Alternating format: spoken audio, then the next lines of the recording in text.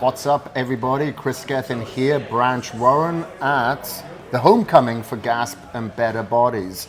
So you don't need any introduction. A lot of people know who you are, Branch. But the one thing I wanted to ask that I find is fascinating, and I know the reason why you got into bodybuilding itself, but what drives you now to continue to pursue, to better yourself? Like, you're always in the gym, training as hard and intense as you always have. You stay in very, very good shape. You eat very, very clean. To a lot of people, that's a struggle. There's a lot of people that come to us as trainers to say, God, help me get the motivation. I can't stop eating crap. I don't have the energy to work out. But you never have that problem. Like, what is it that drives you now? I've said it before, I'm going to say it again, best way I can describe it. Some people train because they're bodybuilders. I was a bodybuilder because I love to train. There is a difference. I do it now because I love it. I love training. I've always been a bodybuilder. I still am a bodybuilder, and I always will be a bodybuilder. And being in the gym and training, that's my piece. So I don't do it competitively anymore, but I still train. And I trained before I competed. Mm-hmm. So same thing. I do it for the love of it, and how it makes you feel. Yeah. So some people, for me, it's a way of life. I think long time ago, I changed my lifestyle, changed my eating habits, and to be healthy, because how you eat determines how you look. If you can control your nutrition and control your training, you can do anything with your body you want to do with it. It's like a piece of clay. You can mold it however you want to mold it, as long as you're willing to put the work in, have discipline. And I think that's where for some people, it's so hard to give up food. I rationalized it a long time ago. It's just taste, right? If you eat a piece of junk, it's because it tastes good, right? That's it. But what are the benefits of it, right? You don't look good, you get fat, you got a shape, etc., etc. So I finally realized, okay, you're just eating for taste, and if you'll stop doing that and just eat good after a few weeks, good food starts to taste better to you. And your taste will change. I go out and eat a bunch of junk now, it makes you feel sick. You actually don't feel good. You eat a bunch of sugar or something, and you don't feel good afterwards. And then you feel guilty because you did it, and it just doesn't make sense. So I changed my, if you're going to be healthy, I think a lot of, especially amateur bodybuilders, they eat really good for 12 weeks. Then they go binge out, right? Gain all this weight. Well, that doesn't make any sense either. Once you say, okay, I'm going to do this, I'm in it for the long haul, and it's just a lifestyle. You just change your eating habits permanently. And then once you rationalize that and start doing it, then it just becomes normal. Mm-hmm. When I go to order food at a restaurant, I just instinctively order healthier food. I don't have to think about it. Yeah, So. and double the amount usually, double orders. Because I think a lot of people look at food as fun food. They don't look at the function of it.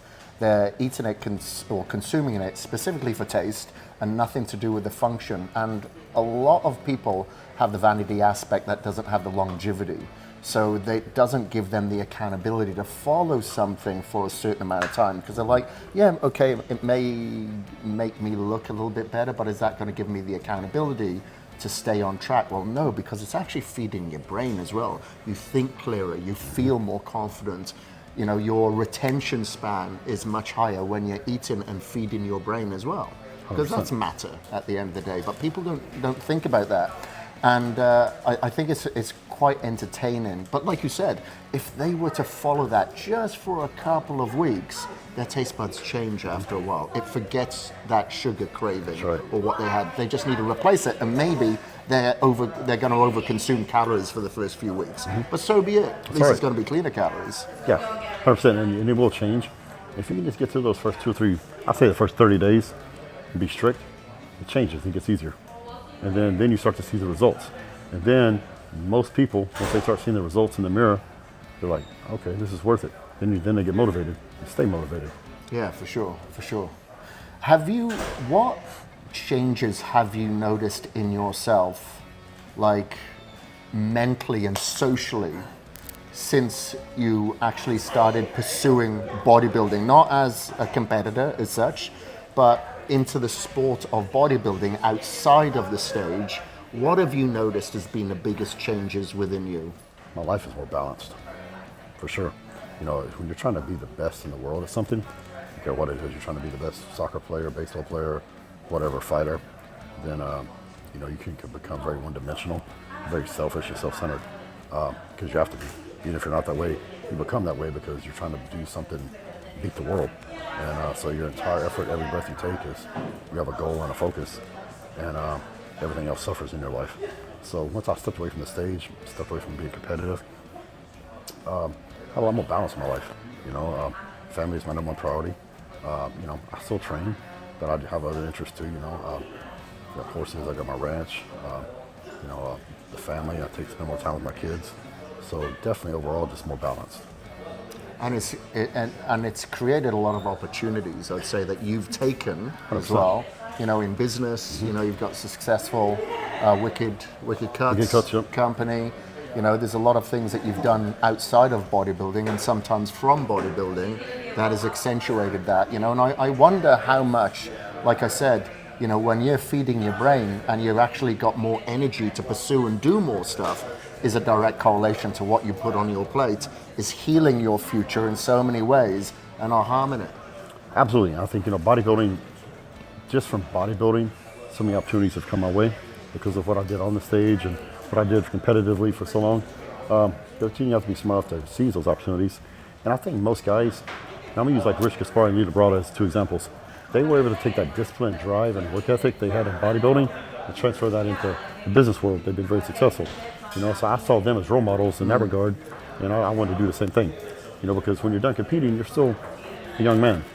So you got a lot of living left to do, hopefully. So I was able to do the same thing and pursue it, and I just took that same energy and focus that I had in lifting and competing, and just transferred that into my work, and it's been successful. Me personally, I got to be structured. I have to focus every day. Yeah. I'm very structured from the time I get up to the time I go to bed. And if I don't have that, I don't do well. So, in bodybuilding, I knew every hour, every day. I had my whole year planned out by the first of the year. I knew I'm doing this show at this time. I'm going here to guest pose. I'll be here I'll start my prep for the Olympia here. I could tell you what I was pretty much doing the whole year, by January 1st of that year. And so I retired, and I was like, I lost some of that structure and focus. So I had to go back and rebuild that, and fill in those holes with business. And when you do that, you become more productive. Mm-hmm. Yeah, I think a lot of people lose their way after they've given up bodybuilding because they've lost their identity and they haven't found something else to kind of focus on. Absolutely. So this is probably going to be a touchy subject, but I know when you were competing, I knew you very well, and your competitive attitude, and seconds sucked for you. And obviously you took pretty much any major title, including the Arnold Classic, but the Olympia got away from you. You got second place to a very, very good Jay Cutler. Very, very good Jay Cutler. Does that still hurt you now, or do you look back and go, you know what? I did fucking good, man. I should give myself a pat on the back and be a little bit lighter on myself and know that I did everything that I possibly could have done to be the best that I could have been. When you retire and you look back on your career, you say, okay, what could I have done different? Could I have trained different? Could I have dieted different? What could I have done different to make myself be better? When I was 18 years old, I set all these goals. I wanted to win national championship, I wanted to win pro shows, win the Arnold, win the Olympia. I had all these goals, right? And so I started just checking them off the list as I worked up and moved up the ranks. And I did everything I set out to do except the Olympia. And when it's all said and done, I thought about it long and hard, and I'm like, what else could I have done differently? I couldn't. I'll be real with you. For the Olympia that year, and even the next year, if I was 3 inches taller, I would have won. Mm-hmm. Plain simple. Yeah. I was more conditioned than Jay. Jay's bigger. Size matters. It's open level pro bodybuilding. It's a Mr. Olympia. Size matters. Jay was in his lightest body weight ever that year.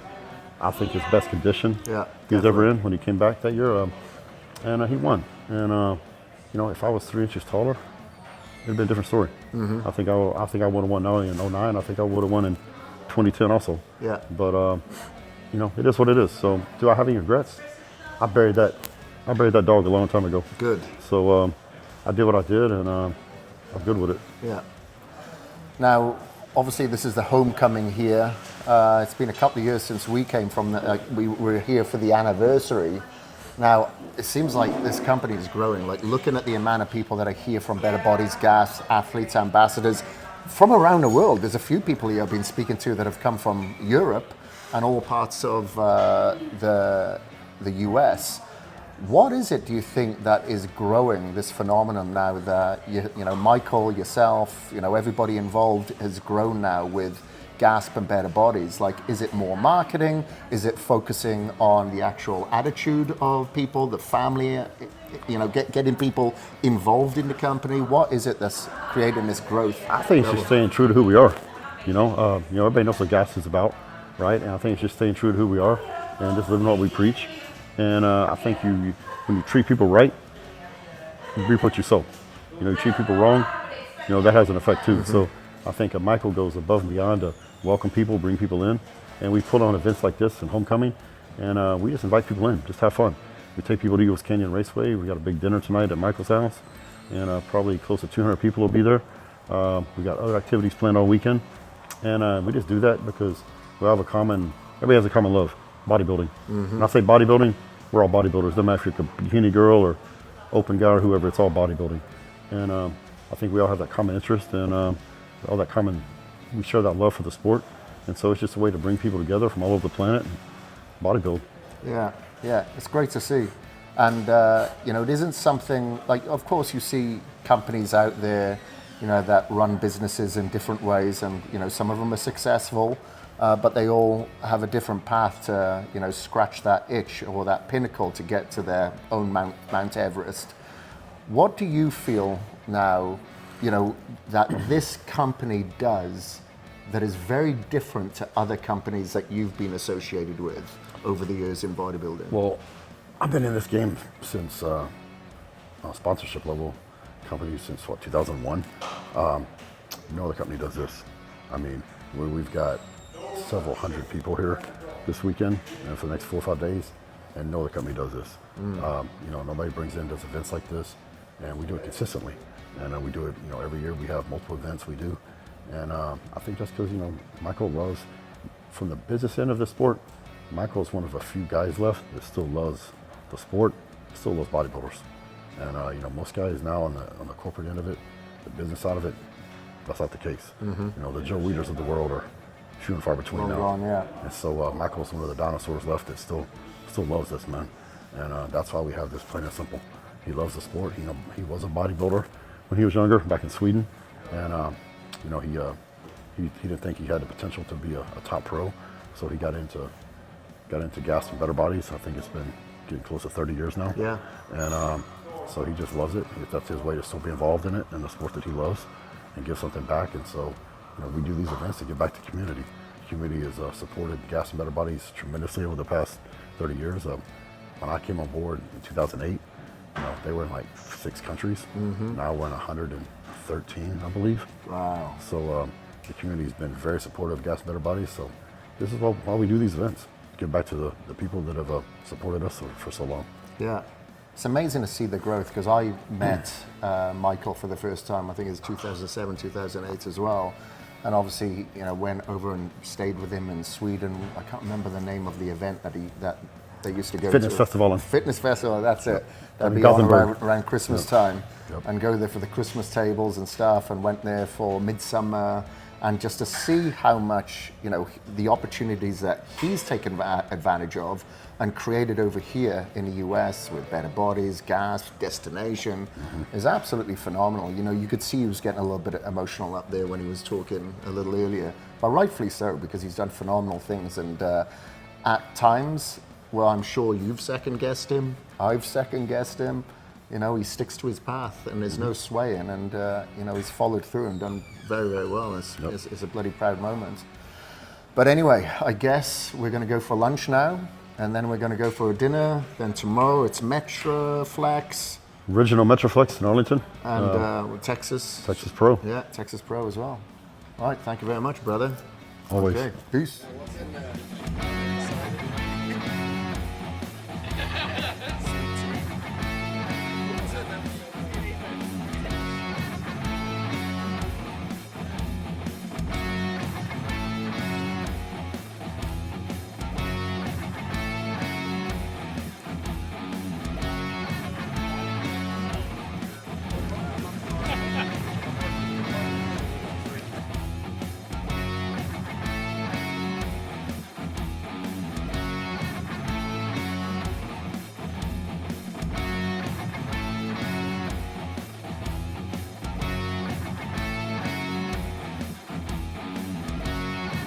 All right, what's up, everybody?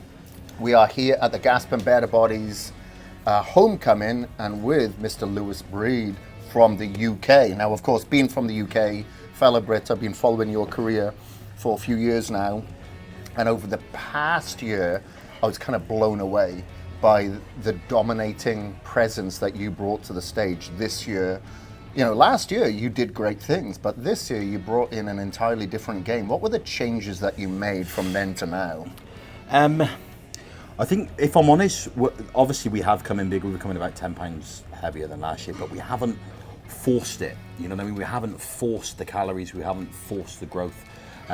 We've been a little bit more tactical with like the foods that we use. So I've been really sort of conscious of sort of gut health, and I think by doing that, taking gluten out of my diet and things like that, my body is, the food I am giving it, my body's utilised a lot better and a lot more efficiently. And I think that's one of the biggest changes this time around. Not pushing my body weight too high, because that affects my performance as well in the gym. So I think all of those things have made a massive difference in order to be able to perform better, recover better. Uptake of nutrients has been more efficient. You know, I've really taken control of gut health, supplementing on everything to make sure my gut is as healthy as possible. So, stopping you there, are you taking like digestive enzymes, HCl, or are you consuming foods that's got higher BV, like fish over steak? You know, what is it that you do? Yeah, I use a lot of digestive enzymes and HCl, but also other things as well, looking at almost like herbal remedies, you know, ginger and lemon and all those things in my morning routine to help with sort of gut health as well. I have, like I said to you a minute ago, I have taken anything gluten out of the diet. I do still stick with steak and chicken. It just seems to digest quite well with me. But I think force feeding so many carbohydrates over the last couple of years, so much gluten in there, I think that was hindering me rather than actually sort of benefiting. And since we have gone sort of gluten-free and taken out any additives that don't need to be there, it's been a massive difference in my overall sort of health and performance. That's awesome. Now, are you doing this, like, I know that, you know, like maybe just last year, you were working hard, like long hours, to support this endeavor that you've been on. Yeah. Now, because you've reached this stage in your career, do you feel that you're able to pull back on your work hours and focus more on bodybuilding? Yeah, that has made a massive difference. Obviously, I made a bit of an impact last year, placing well at this show and at the Tampa show, and through that managed to pick up some sponsorships. Obviously, signed with GASP, also Muscle Tech, and for the first time ever, you know, paid a salary to be a bodybuilder. Yeah. And as we all know, bodybuilding is a full-time sport. It's 24/7, and when you're trying to do that and work and obviously look after the kids, Try to sleep. the balance, you try to have balance, but if you want to be the best at something, balance doesn't always come like that, does it? So the fact that I can now put more time and effort into purely being a bodybuilder has made a massive difference, because I can put more effort into my recovery, my sleep, all those things as well. Whereas when you're trying to fit work in and the kids and your training, something's got to give. So over the last year, being able to sort of solely focus on the bodybuilding clearly has made a huge difference in the progress I've been able to make. That's awesome, man. And how do you feel like bodybuilding has changed you as a person, as a human, off the stage? You know, that your engagement now with other people, getting to, you know, being plugged into the social pipeline of bodybuilding, has it changed you, like spiritually, mentally, or anything like that? The social aspect of it, obviously, you know, bodybuilding now is all about social exposure and on social media and that sort of thing. And that was never my thing when I first started bodybuilding, you know, because back in the day it was put up, train, step on stage at the end of the year, and let the best man win. But now having to, you know, when you sign with these companies, having to sort of be more sort of outspoken, more on social media, doing sort of meet and greets and different events and things like that. But so doing that, it's great though, because you get to meet so many like-minded people, you know what I mean? And, you know, I've met so many people along this journey that you can now call friends, and you're all in that same environment, you've all got that same mindset, and you just bounce off each other. So the way in which sort of it's changed me is only for the better. And then it runs into sort of outside of bodybuilding as well. you know, the discipline we have, you know what I mean, naturally you will then put that into other things within your life. I think that's just sort of in you if you are a bodybuilder and you take it seriously. Yeah, for sure. Now, I come from the British era of bodybuilding with the Steve Crichtons, the Dowell Aldis, the Eddie Abu back in the day, Eddie Abu that is, and yeah, a lot of top bodybuilders, Grant Thomas, those guys back in the day.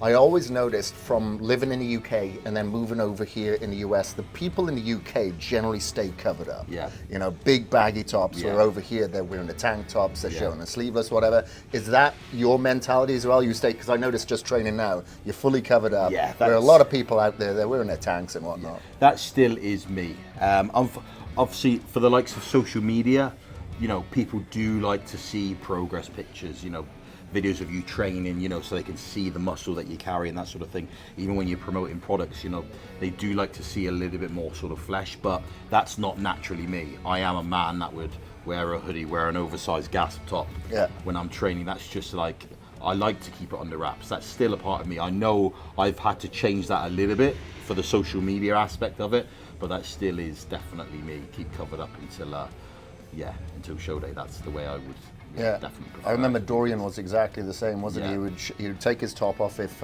Peter McGough would come over from Flex magazine just for some progress pictures that Kevin Horton would take, and that'd be the first time Leroy would see him with his top off. You know, it's just that, it's just the mentality, and I love it. I absolutely love it.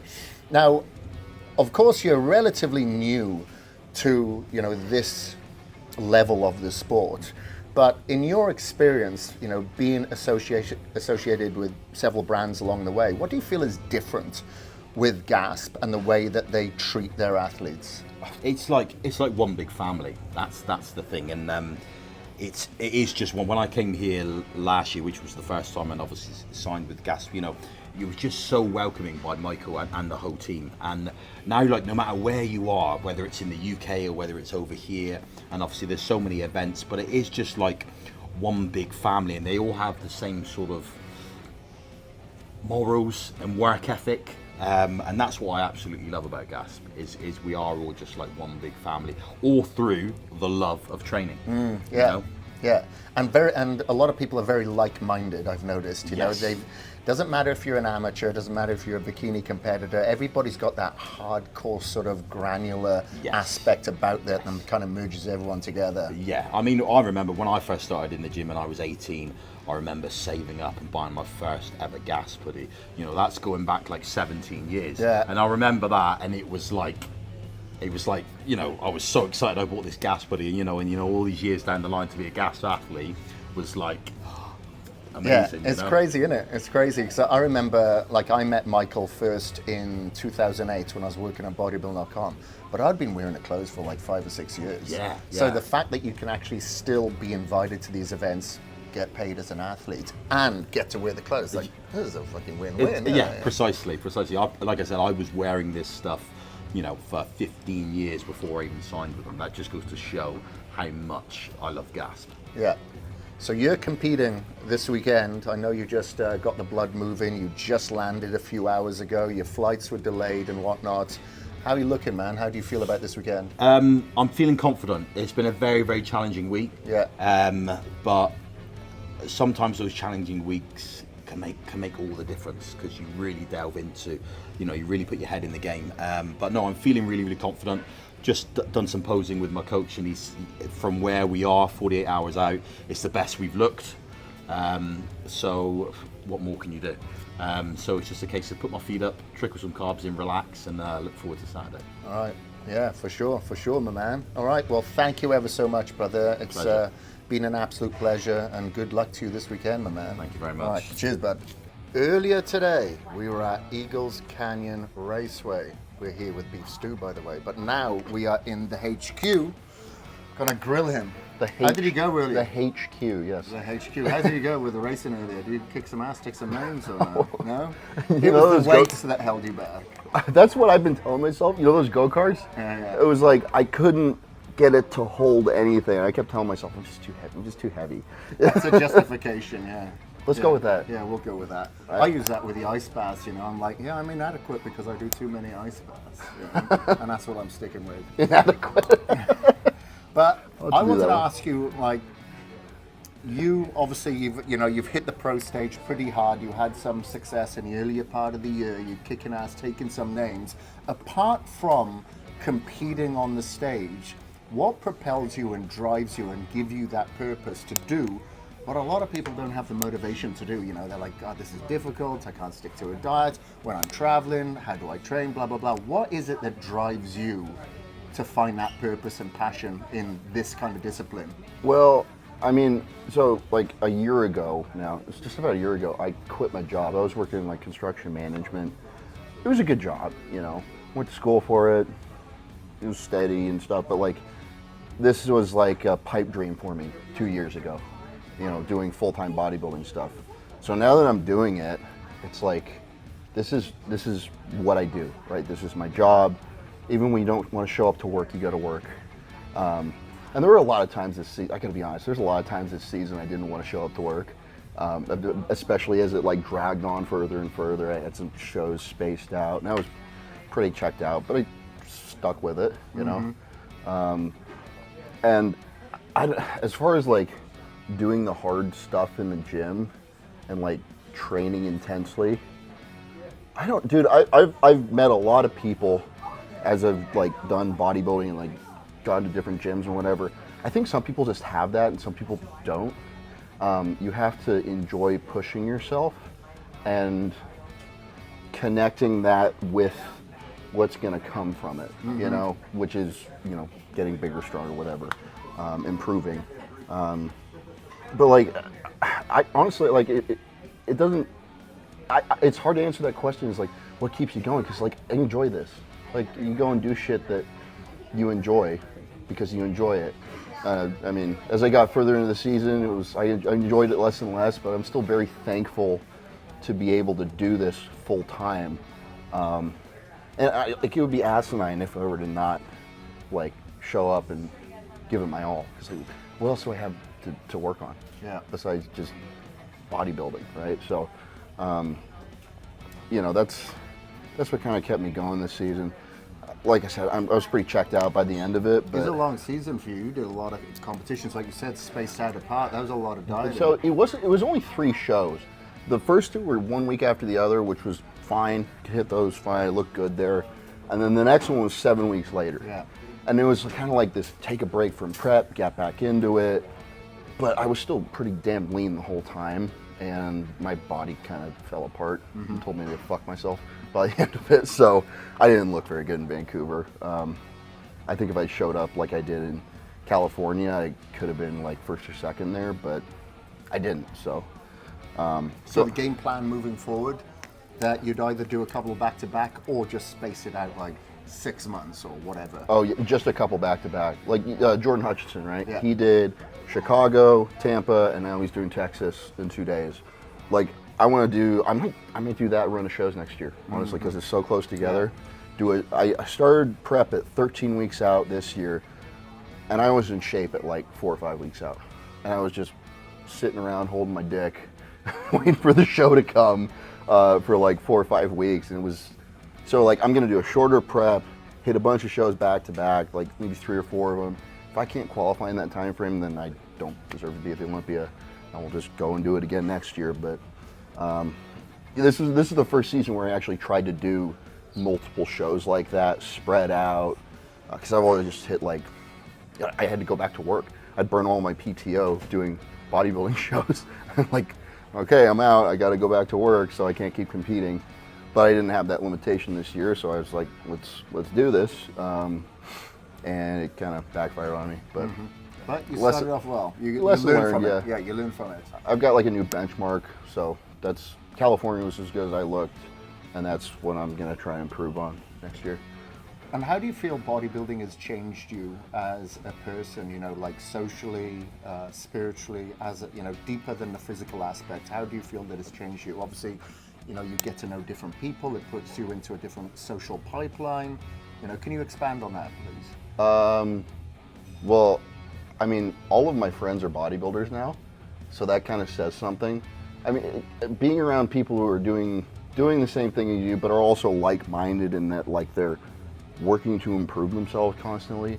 I mean, I didn't used to, like I went to school, I went to college, I had an engineering degree. If you know anything about engineers, right? We're very awkward. We're very like, what's the word? Introverted. You know, we don't know how to talk to people. We're notoriously bad. And I used to be like that, but I've gotten a lot better at it as I've been forced to by like going to shows and meeting people and honestly, that's one of my favorite things about this. Like being able to go to events like what we're doing this weekend with the homecoming thing, whether it's competitions or guest posings or just like, you know, whatever, training with my friends at the gym, like that's one of my favorite parts of this is like getting to meet different people and like they appreciate me just because of like what I'm doing and I appreciate them because of, you know, they're kind of working towards the same goal. And now you have the opportunity to experience different cultures, travel overseas. That's another awesome perk of this whole thing is like, I mean, I hadn't gone on a vacation. I just got my passport renewed this year for in the first time in over a decade. Because I hadn't gone on vacation, I hadn't gone anywhere in forever. I went to Canada, I went to Dubai a couple of weeks ago. I've traveled a ton this year and that wouldn't have happened if not for this sport, which is pretty sick. I mean, you know, I basically just used to go to the gym, go to work, go to sleep, and that was my life. Well, it paid off, didn't it? Yeah, if you do it for long enough, I guess, yeah. So, you know, we're here, as you mentioned, you know, for the homecoming. You know, this is something that, you know, especially with the 25th anniversary as well, Michael's been putting on for a few years. And, you know, I knew Michael back in Sweden, you know, before he moved over here, and what he's been able to accomplish over here, not only as a business, but the engagement with people such as yourself, bringing them into this kind of like family atmosphere has been absolutely phenomenal. How do you feel with this company compared to other companies that you are or have been associated with? What is different with the way that Michael has grown GASP, Better Bodies and Destination? well, I mean, he just makes all this shit fun. Like, so, you know, if you asked me to come to this or, I don't know, do a guest posing in Houston, we did a couple weeks ago, like, or just whatever, just come down here to train and shoot some videos and hang out with my friends. It's fun. Like, I mean, it's not like I'm being forced to hang out with people that I don't like or, you know, shake hands or kiss hands, shake babies is like, as Branch likes to say. And this is one of, you know, Michael's lines, which I'm sure you've heard that he repeats. It's like, we're all like-minded people, and like, you know, we tend to get along. Mm-hmm. So every time I'm at one of these events or whatever, and you know, I'm going to be living here in a couple months and moving down to Texas, to Dallas, I get to hang out with my kind of people, which I don't get to do every day. You know, where I live now, my day-to-day life. So, yeah, like the community thing is, they do it. It's not just like how much shit can you sell.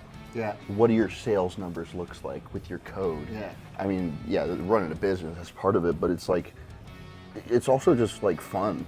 And the clothes are cool too. Like if somebody like paid me a bunch of money to put on something that I thought looked stupid, I don't know. And he was probably wearing a lot of these clothes before you had any association with him anyway. Yeah, but I was a bit of a, like, you know what Goodwill is? Yeah. Yeah, I was a Goodwill shopper. You know, $2-3 t-shirts. Yeah. Because if you go to the fat guy section of Goodwill, you find big clothes that'll fit you. Yeah. So my style was not very good before, and now my style is just whatever they're selling right now, which is much better.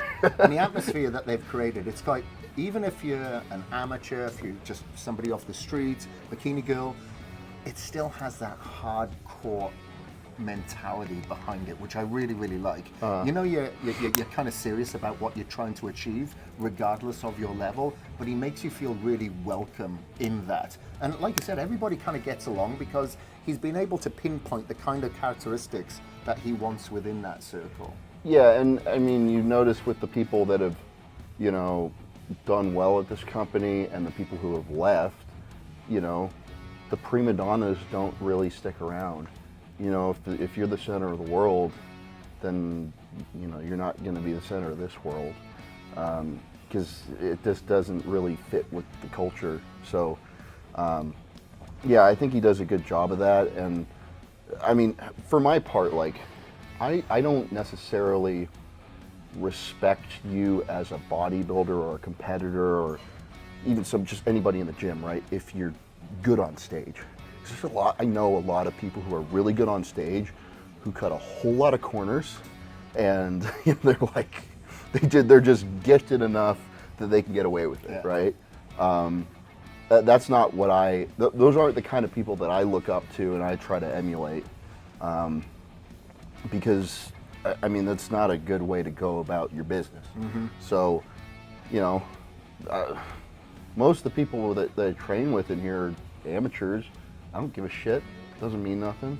I mean, as long as they're training hard and getting after it, then that's what the culture encourages and respects and rewards. And that's true with most people at a high level in this sport, besides the prima donnas, of course. They see people working hard and they'll give you the nod for it, and they'll bring you into the family, and they do a good job of that here. So, all right, to finish off, I'm going to put you on the spot here now, Stu. oh boy. Do you have a Michael Johansson impression that you can pull off? Oh, no. Actually, I got one. The way that he pronounces better bodies, or GASP and better bodies.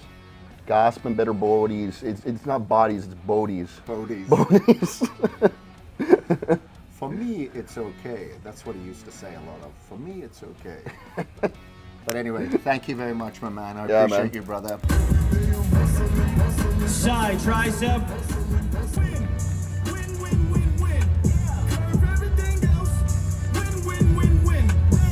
All right, everybody. Chris Gethin here with the main man, MJ, Michael Johansson. So the CEO of GASP, Better Bodies, Destination Dallas, and we are here now at Metroflex. Yes. I just survived a workout with Michael. We just did back, and I tell you what, when you said at the end there, should we do rows now? I was like, okay. I was shaking my head and I was going, all right, let's do it. I thought we were done, man. It was tough. It was brutal for me. Yeah. And you hadn't trained back until like earlier in the week for a long time. But you seem to manage okay. Yeah, I think the cardio from doing the motocross, and now I haven't been able to do anything that much in motocross in 6 months because of my injury. Yeah. But I've been doing some cardio lately, and it seems to paying off pretty good. Okay, so I got to take up inline skating then to improve my fitness in here, is it? Yeah, there wouldn't. No excuses, Exactly. Well finished anyway, that's the main thing. Yeah. I'm still recovering now. Sunshine's been putting ice under my calf, so I'm recovering here. But we've had a phenomenal turnout here at the homecoming over the past couple of days, and there's a couple of days ahead of us yet as well. Last time I was here was at the anniversary, but since then the growth has been phenomenal, not only by the volume but by the quality of people as well. You seem to keep the quality amongst everything that you do and the people that's associated with the brand, although there is still growth there. How are you able to maintain that while you scale? I think it's all about a little bit like hurry slowly. So, and also making sure that we try to do stick to your philosophy, your core values. You stick to your guns, so to speak, and that you try not to scale quicker than than the circumstances allow you to. So doing this is fun, and it's fun also to try to be like very close to your core values, your philosophy in everything that you're doing, and it seems to paying off really good. When it comes to how the vibe is in the community, because I think that's a little bit where I feel, the group in people may be growing, but most importantly, the vibe is growing. Yeah. And what I noticed as well is that there's so many people that have flown here wanting to be a part of it from other parts of the world as well. Yeah. You know, a lot of people from Europe, from Asia come here specifically for this event, and they're motivated and they want to be a part of it. Yeah. And when I was speaking to, you know, I've had this conversation with you before, when I bring GASP and Better Bodies up to people, family always comes up. Like I just spoke to Lewis Breed yesterday. Yeah. I said, you know, how is this different to other brands that you've been associated with? Family. That's another word that seemed to pop up. And that's something that you've been able to maintain as well, is bring this kind of family together because everybody feels special and a part of something where they're not always necessarily have a feeling of belonging in other parts of their life, because this is kind of niche. Yeah, I mean, like, I think it's important to think about it as, you know, having friends all around the world and making sure that, you know, by talking about having no excuses, you know, for you know, a great deal of people, suddenly the you know, a 20-hour flight becomes like, of course, that's no excuse, you know, or wherever circumstances you have, it's like, of course, it's no excuse, and that's why it doesn't become like a local event with just local people. It just becomes like, you know, whoever has the opportunity right now to come and join us for the homecoming, you know, of course, there, you know, will be people from all parts of the world. And united by our core values and our philosophy and our why to make the world a better place through fitness. Yeah. So, and I think like people really feel that it's sincere, and you want to be a part of something that is sincere. Yeah. And I think also like part of the philosophy is that I like is like, you know, to always be a little bit like intentional, you know. You should be intentional with more stuff in life, because it's I feel like it's important. You know, coasting is never good. You know, there is, you know, maybe you can do coasting for just a little bit while you're regrouping or something, and you know, catching your breath a little bit. But I feel being intentional gives so much more value and success to life. And success for me is not only money, it's like, it's all aspects of life, you know, living a fulfilled life with a lot of epic memories and camaraderie and social belonging, and feeling like you are at peace with your surrounding. And you know, I don't like when people talk about, oh, you know, I keep my circle small, you know, so I can trust, you know. No, it should be opposite. It should be like, you know, how can we make the circle bigger, and, you know, so I have a lot of room to grow and have a lot of room to exist, and without feeling like I need to, you know, like, no, I should have a good feeling about that, and not have a defensive, like, oh, I would need to watch my back because someone might stab me in the back, you know? Yeah, you know, you're going to set that intention into your universe thinking like that. Yeah. So, you know, the one thing that I know, that your museum of memories is going to be huge, because obviously I see you travel everywhere, but there's a lot of fun that's associated with it. But there's a lot of work that's associated with it as well. And in between all this travel, you just got back from Knoxville. A couple of days from now, you're going to be heading over to Sweden, and you're only back for a few days before you go back to the UK. What drives you to go, you know what, I'm going to do all of these things, and I'm going to put on this event, and I'm going to invite 170 people to my house for a barbecue, and I'm going to do this, that, the other. Like, what gives you that drive to continue to push these boundaries? Yeah, sometimes I'm wondering that, you know, I can't help myself, but the funny thing is that what you just said gives me energy, you know. So coming back from Knoxville on, you know, Monday morning after driving for 12 hours non-stop, from you know, coming, not sleeping that much, I was full of energy. You know, Tuesday came around, I was full of energy, even more, you know. So I just feel like if this is what they call work, then sign me up. You know, first world problems. Yeah, it's kind of like this is amazing. This is living a life. Yeah. Because sometimes when you're in a position, you can second guess and doubt and go, should I be doing all this? But if you take an outsider's perspective, there's going to be people all around the world that could only dream of having that position. Yeah, and of course what I just said, you know, sounds, you know, oh, that sounds great and everything, you know, but where did I get it from? You know, maybe I got it from some athlete who said like, I choose to do the diet. I'm not whining about it, you know. I choose to see the positive in what I'm doing, and I'm not whining about being on a diet or, you know, having 12 weeks to a show or, you know, whatever else, you know. And this is the way I was thinking and how I was taught when I was growing up and doing bodybuilding and fitness and competing, you know, to not whine about stuff that we choose to do. You know? And I think like I choose to go to Knoxville and I choose to do this thing, and that's why it brings energy, you know? Yeah, that makes sense. That makes sense. It gives you purpose, it gives you passion. Yeah, and I also know someone else who told me like, don't let the environment control you, you know? And I think that's Chris here. Yeah. And because I choose to not let the environment control me, it gives me energy. Yeah. But if I was choosing the other way, you know, to be controlled by the environment, then maybe I would be tired. Yeah, for sure. And I think it keeps you young. When you have that purpose within yourself, the universe says, wow, let's keep this guy around because he's doing good things.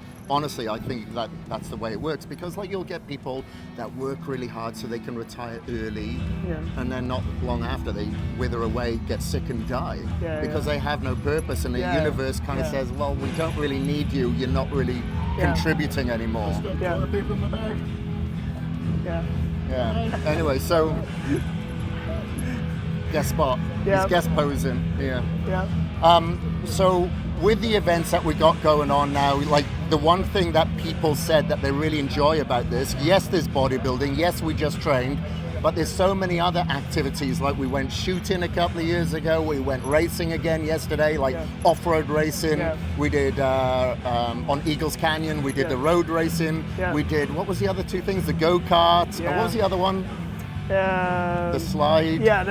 You do the drifting. The drifting. Yeah. So people really enjoy anticipating these events that they've never participated in before. It kind of takes them out of their usual circle of comfortability. Yeah.